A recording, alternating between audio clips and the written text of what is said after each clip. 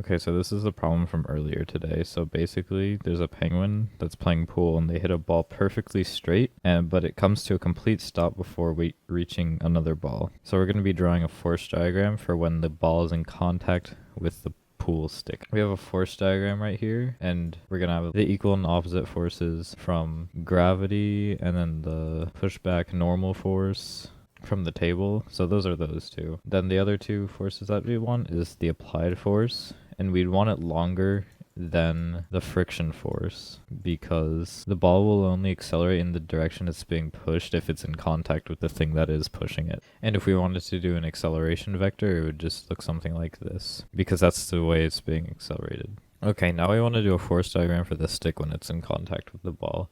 So what we'd want to do is we want to do the two forces of gravity and the normal force like usual, and then we'd have a normal force going to the left, then we'd have a larger applied force going to the right. And the reason we have an applied force going to the right is because it's the pushback force from the stick hitting the ball. And an acceleration vector would just look like this. Okay, now we'd want to do a force diagram for when the ball is rolling. So you'd have the normal and gravity forces, and then we'd only have a friction force going to the right. The only reason we wouldn't have a force going to the left is because there's nothing applying a force on the ball that is making it accelerate to the left. And also the acceleration vector would look like this. Okay, now we're to assume that the pool table has frictionless wheels as the ball is rolling. So to draw a force diagram for when the ball is rolling across the table, we'd have the two forces, and we'd have a friction force going to the left. Okay, and the reason for that is that the ball is just rolling this way.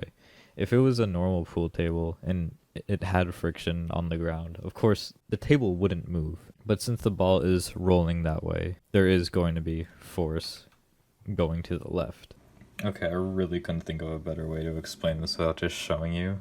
Okay, so pretend this sheet of paper is the pool table and pretend my finger is the ball that's rolling across it.